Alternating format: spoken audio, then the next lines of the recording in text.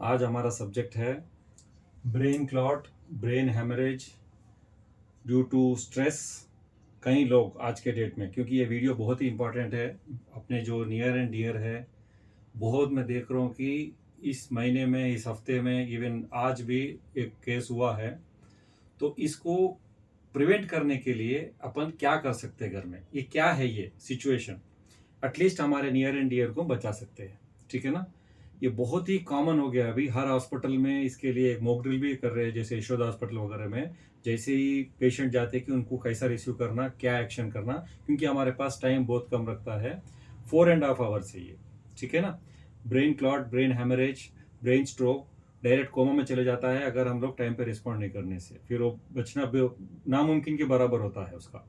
तो हम लोग डज एंड डोंट्स क्या करना है, एक्चुअली है क्या, आता क्यों है, प्रिकॉशंस, प्रिवेंशन। सबसे पहले प्रिवेंशन करेंगे, प्रिकॉशन, और ये आने के बाद क्या करेंगे, ये तीन चीज मैं बताऊंगा अभी, बहुत फास्ट फॉरवर्ड बताऊंगा। This is called brain. अभी ये ब्रेन में ये एक साइड, ये एक साइड, ठीक है ना। पेनोरामा बोल के ये यहाँ पे एक ऐसा क्लॉट आता है, रेड कलर इंडिकेशन में, मैं ब्लैक पेन से लिख रहा हूँ लेकिन रेड कलर का इंडिकेशन में यहाँ पे आता है। इसको हम लोग ट्रीट करेंगे तो वो सही हो जाएगा। ठीक है। और ये आता क्यों है, सबसे पहले हाइपरटेंशन। एक्चुअली जो देखा गया तो बीपी क्या होना चाहिए, 120/80, सिस्टोलिक और डिस्टोलिक दोनों भी। ये 120 और ये 80, ऊपर वाला 120, नीचे वाला 80। और ये अगर ज्यादा हो गया, बीपी ज्यादा हो गया, तो ऑटोमेटिकली ये एक मल्टीपल फैक्टर्स है ब्रेन हैमरेज होने का, ब्रेन स्ट्रोक आने का।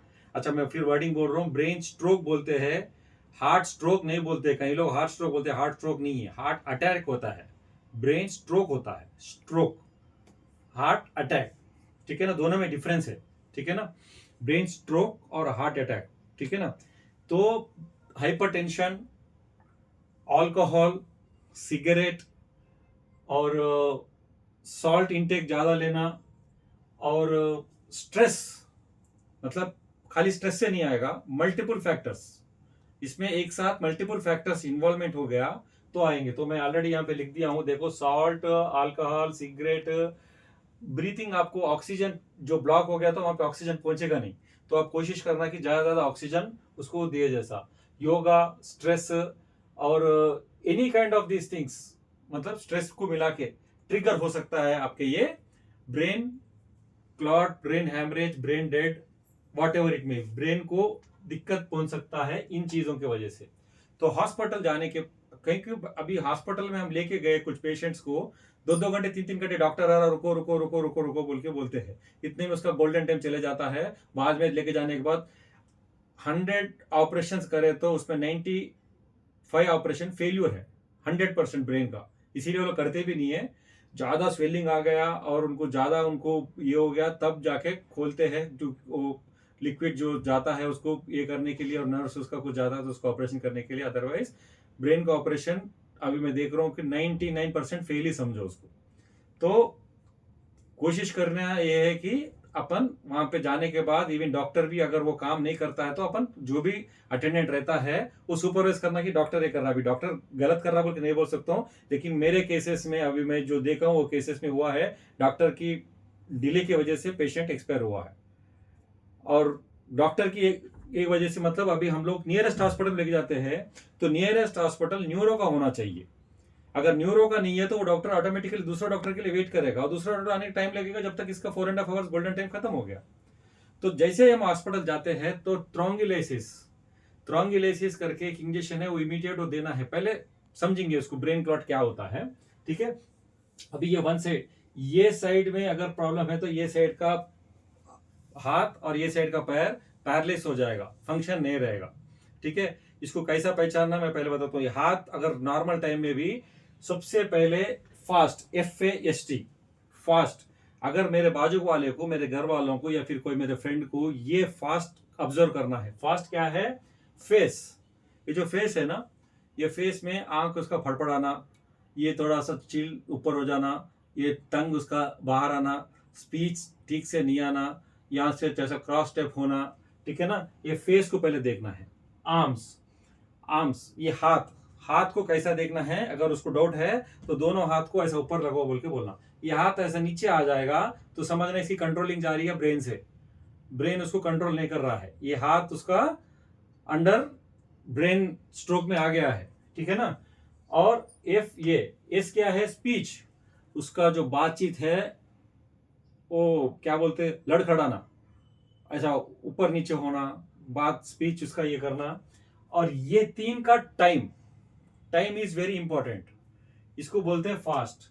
अगर ये फास्ट हम इमीडिएटली रिकॉग्नाइज कर लिए, देख लिए, सोच लिए, तो हमारा ट्रीटमेंट बहुत ही आसानी हो जाएगा। ये 4.5 आवर्स में उसका ट्रीटमेंट स्टार्ट हो जाएगा, ठीक है ना। ये फास्ट को याद रख लो, रात में 2 बजे 3 बजे, दोपहर में चाय पीते समय, कभी भी ये 3 चीज किसी के सामने दिखाई दिया, ऑब्जर्व करो उसको, उसको आंख से लेके, फेस से लेके, यहाँ से लेके, हाथ से लेके, पैर से लेके, ये चीज मैं बता दिया।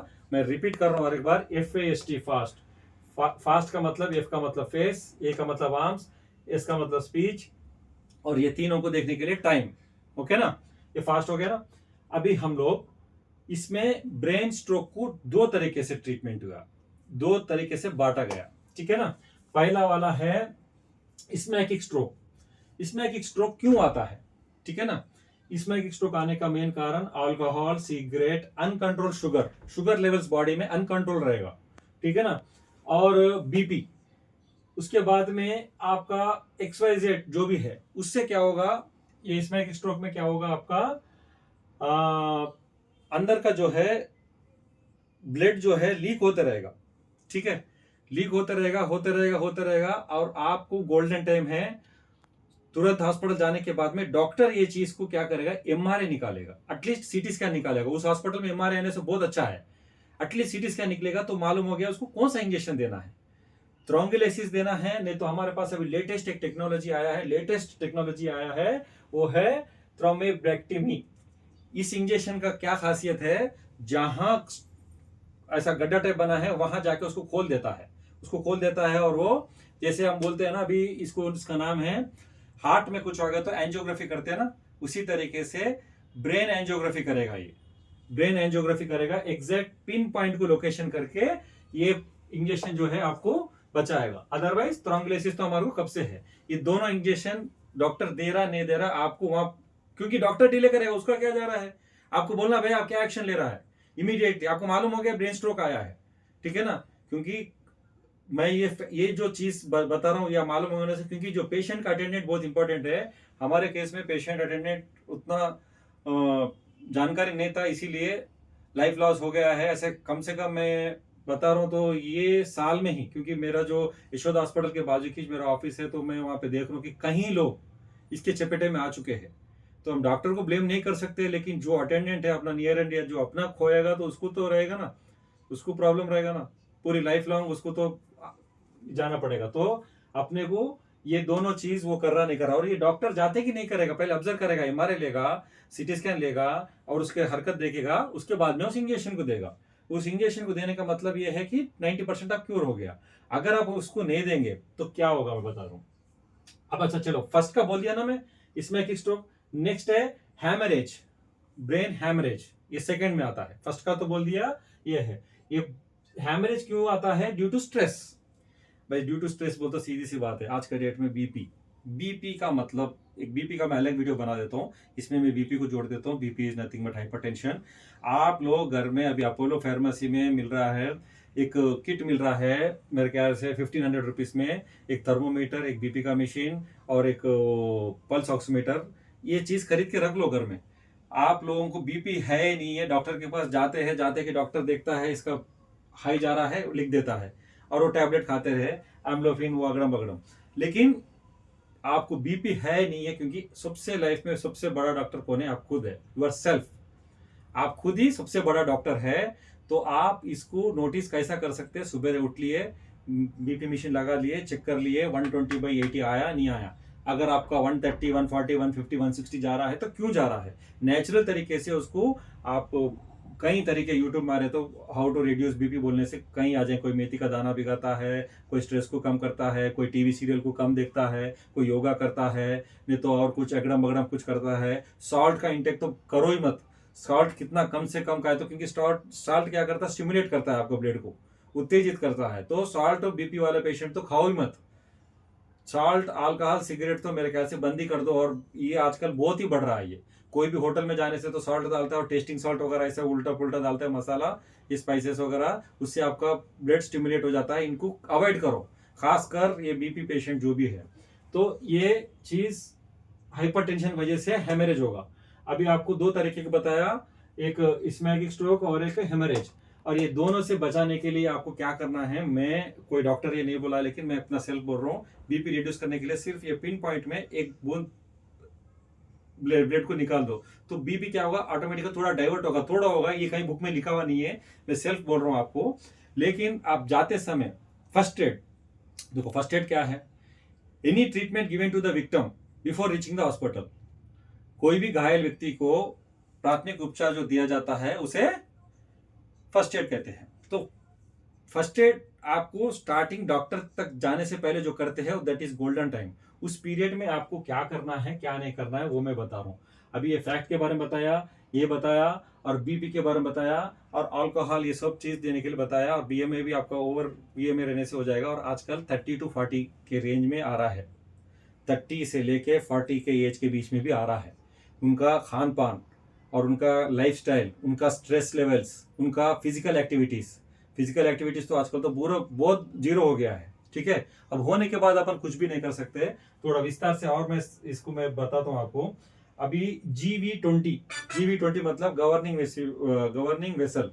एक गवर्निंग वेसल बोले तो यहाँ पे जो पॉइंट है ना, ये पीछे से ऐसा खींच के देखो, ये है ना, ये ऐसा करके ये फर्स्ट एड में आता है गवर्निंग वेसल। देखो ये पॉइंट है, ये मिडिल पॉइंट है, ये ऐसा करके ये करते रहना। ठीक है, अभी ये पिक्चर में आपको दिखाई दे रहा नहीं दे रहा पता नहीं है।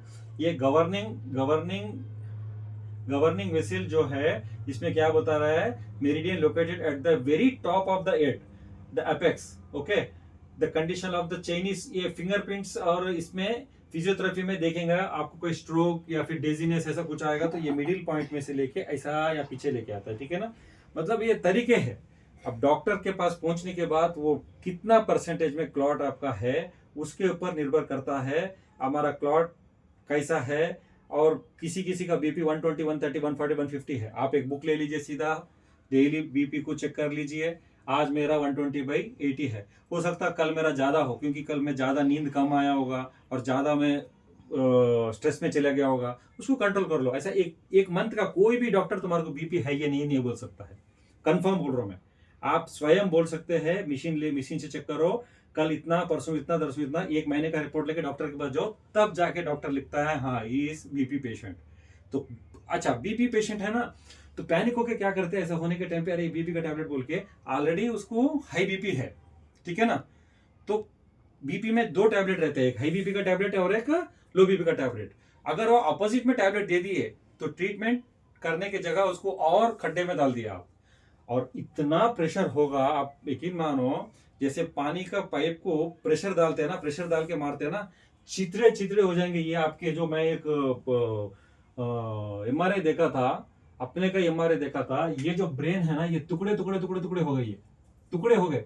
क्योंकि आप देखोगे जब ज्यादा माप लगा तो पानी का प्रेशर मारते फायर वाले। ठीक है ना, उसी तरीके से ऐसा प्रेशर ब्लड का आएगा, सबसे ज्यादा ब्लड तो यहीं रहता अपने को, तो वो ब्लड क्या करेगा, ये अपने छोटे छोटे पार्टिकल्स को टुकड़े टुकड़े कर देगा। तो टैबलेट लेना जरूरी है, बट आपको मालूम होना चाहिए उसको हाई बीपी का टैबलेट दे रहे, लो बीपी का टैबलेट दे रहे, और टैबलेट के साथ ही साथ आप उसको वॉच करना है और टाइम डिले नहीं करना है। आपके पास सिर्फ 4.5 आवर्स है, 4.5, 5 घंटे भी नहीं है। 4.5 घंटे में आपका MRI, CT scan, doctor, including treatment, including वो इंजेक्शन, कौन सा इंजेक्शन, ट्रांगुलेसिस इंजेक्शन, ये सब इंजेक्शन होना है। और एक ये फिंगर भी ऐसा ऐसा कभी कभी फड़फड़ आता है, this is also a sign.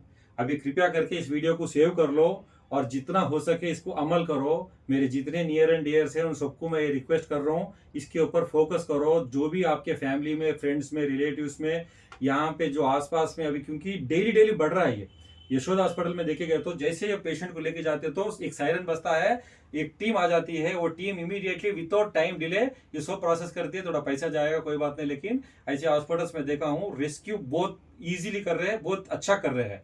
और विदाउट इसमें भी कभी कभी ये लोग ऐसा डमी पेशेंट लेके आके भी कर रहे हैं मॉक ड्रिल जैसा, क्योंकि हो सकता है उस समय वो लोग ऐसा एक्टिंग नहीं कर रहे होंगे करके। अभी ये ब्रेन का जो भी हमारा ट्रीटमेंट चल रहा है, सबसे पहले आप लोग न्यूरो डॉक्टर के पास जाना है। अगर एक बार स्ट्रोक आ गया आपको तो ब्लड थिनिंग टैबलेट लेना है। ब्लड थिनिंग टैबलेट तो डॉक्टर देगा ही देगा, और उसके साथ में आपको ट्रिप्टोमीटर ने तो बहुत सा टैबलेट है ऐसे, मैं नाम नहीं बोलता हूँ, डॉक्टर को मालूम है, डॉक्टर देगा आपको। बट ब्लड थिनिंग टैबलेट तो हमेशा जेब में रखो। एकोस्प्रिन बहुत कम कॉस्ट का है, क्योंकि आपका ये ब्रेन में जो हार्ड ब्लड जाता है ना, एकदम गाढ़ा ब्लड जाता है, फिर वहां से बाहर नहीं निकल पाता है, वही स्ट्रोक बन जाता है। तो ब्लड थिनिंग टैबलेट तो हमेशा साथ में रखो, एस्प्रिन और एकोस्प्रिन। ठीक है, एकोस्प्रिन रखने से बहुत अच्छा है, उससे घाटा कुछ भी नहीं है आपका वो। लेकिन ये लाइफ लॉन्ग प्रोसेस है, जिसको एक बार स्ट्रोक आया वो हमें लाइफ लॉन्ग लेना ही लेना है उसको। ये टैबलेट्स हमेशा साथ में रखो। एक बार एनी पर्सन अगर स्ट्रोक आ गया लाइफ में, कभी भी इसको दोबारा स्ट्रोक आएगा, फिर वो स्ट्रोक आएगा तो कभी उस समय में आएगा जिस समय वो टैबलेट नहीं लिया होगा। ये मैं डरा रहा हूँ नहीं, वो टैबलेट लेने से कोई नुकसान नहीं है। जेब में पॉकेट में भी रखो एकोस्प्रिन को, और डॉक्टर जो दिया हुआ टैबलेट जो भी है, ठीक है।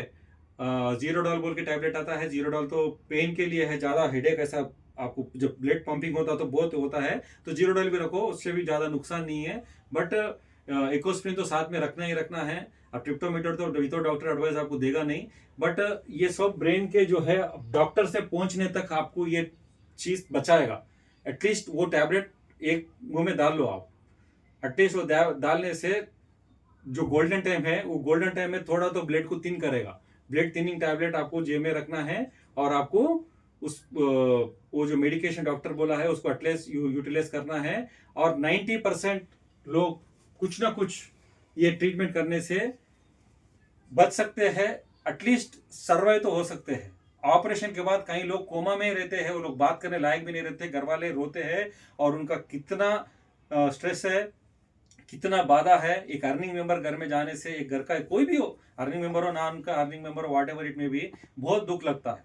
तो एटलीस्ट मेरे बात को थोड़ा सीरियस लो। इस वीडियो को खासकर ज़्यादातर आप लोग शेयर करो, सीरियसनेस लो, और थोड़ा इसके ऊपर फोकस करो। तो ये गिस्ट में आपको बहुत ही कम टाइम में ज़्यादा इन्फॉर्मेशन देने की कोशिश किया, लेकिन मैं नेक्स्ट वीडियो में मैं ये कोशिश करूंगा कि इसको विस्तार से, हो सकता है तो इसको मैं एक कंप्यूटर का टेबल ड्रा करके टाइप्स ऑफ स्ट्रोक और टाइप्स ऑफ ये करके मैं डालने की कोशिश करूंगा। मैं आज इसीलिए एडवर्टाइज में डाल रहा हूँ कि अभी अभी हमारे घर में एक फनरल में जाके आए इसी चीज़ के लिए, यही चीज़ हुआ था। तो हो सकता कोई और इसके शिकार में ना आए, इसीलिए मैं जल्दीबाजी में ये वीडियो बना रहा हूँ। मैं विस्तार से और एक वीडियो बनाऊंगा डीपली, इसके अंदर जितना मेरा इंफॉर्मेशन है मैं पूरा इंफॉर्मेशन आपको अच्छी तरह समझाए जैसा करूंगा। Okay, bye.